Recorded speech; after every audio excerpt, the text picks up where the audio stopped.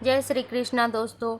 आज कार्तिक महीने का दूसरा दिन है और कार्तिक महात्म का मैं दूसरे अध्याय का कथा लेके आई हूँ। तो चलिए कथा सुनते हैं। जय श्री कृष्णा दोस्तों। श्री कृष्ण भगवान बोले, हे प्रिय, उस गुणवती स्त्री को जब यह पता लगा कि उसके पिता और पति को राक्षस ने मार डाला है तो वह दुख से कतर हो विलाप करती हुई मूर्छित हो गई। चेत होने पर जब उसे अपनी परिस्थिति का ज्ञान हुआ तो हरि माया का ध्यान कर शांत हुई। उसने अपना शेष जीवन श्री हरि के चरणों में समर्पित करने का निश्चय कर लिया। उसने अपने समस्त गृहस्थी की सामग्री को विक्रय करके पति और पिता का श्राद्ध किया और भगवान के चरणों में भक्ति करते हुए अपने शेष विधवा जीवन को व्यतीत करने लगी। उसने जीवन प्रयत्न एकादशी व्रत किया और समस्त कार्तिक मास धर्म पूर्वक व्यतीत किया। हे प्रिय, मुझे यह दोनों ही एकादशी और कार्तिक अति प्रिय है। जो भी इनका सेवन करता है वह मुझे अति प्रिय होता है।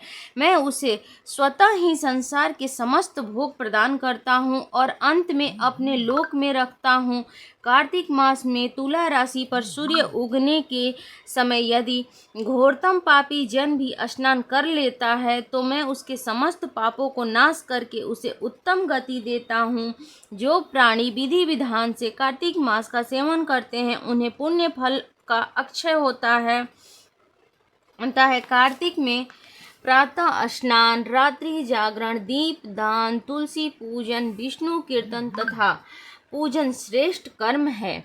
भगवान विष्णु की भक्ति से ओतप्रोत होकर जो प्राणी उनके मंदिर को स्वच्छ करते हैं, चौका या साथिया लगाकर पूजन करते हैं, वे मुझे अति प्रिय हैं।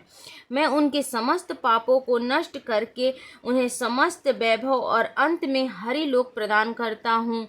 उन प्राणियों की गणना देवताओं में होती है। हे प्रिय, जब गुणवती अपने समस्त जीवन में प्रत्येक वर्ष नियम से कार्तिक मास का सेवन करती रही तो अनंत पुण्य उसे सहज ही प्राप्त हुए। मृत्यु होने पर गुणवती सद्गति को प्राप्त हुई। वृद्धा अवस्था में एक दिन ज्वर से पीड़ित होने पर भी जब वह हरि पूजन के लिए गंगा जी में स्नान करने गई तो उसका शरीर कांपा और उसने गंगा जी के मध्य ही प्राण त्याग दिया। उसे लेने मेरे परम प्रिय पार्षद आए। उन्होंने उसे दिव्य विमान पर बैठाया और सम्मान पूर्वक मेरे लोक को लेकर आए। गुणवती ने मेरे लोक में आकर महान वैभव का भोग किया जो देवताओं के लिए भी दुर्लभ है। हे सुमुखी, जब कंस आदि दैत्यों के मार से पृथ्वी अनंत दुखी हुई तो ब्रह्मा आदि देवताओं ने मेरे पास आकर विनती की और तब मुझे पृथ्वी पर अवतार लेना पड़ा। मेरे मृत्यु लोक चले जाने पर मेरे समस्त गण और लोकवासी भी वहां मेरे बिना न रह सके और वे भी मृत्यु लोक में अवतरित हुए। जितने यादव हैं वो मेरे ही पार्षद हैं। देव शर्मा ब्राह्मण शस्त्राजित और चक्र शर्मा अंकुर के नाम से जन्मे। गुणवती ने तुम्हारे रूप में सत्यभामा नाम से अवतार लिया। तुम्हारा जो दिव्य स्वरूप है वह तुम्हारे तप का प्रभाव है। एकादशी व्रत और कार्तिक मास सेवन करने के कारण तुम मुझे अत्यंत प्रिय हो। तुमने अनन्य भाव से तुलसी की सेवा की है, इसी कारण इस जन्म में तुम कल्प वृक्ष सरीखे दिव्य वृक्ष को पाने में सफल हुई हो। तुमने कार्तिक में जो दीपदान किया है उसी के कारण समस्त शक्तियां तुमको प्राप्त है। तुम अनंत रूप और अक्षय लक्ष्मी की स्वामिनी हुई हो। विष्णु भगवान की भक्ति निष्काम भाव से करने के कारण ही तुम मेरी पत्नी बनी हो और मुझे समस्त पटरानियों में भी प्रिय हो। तुम्हारे ही समान यज्ञ तप और कार्तिक मास का सेवन करने वाला प्राणी मुझे सदैव प्रिय है।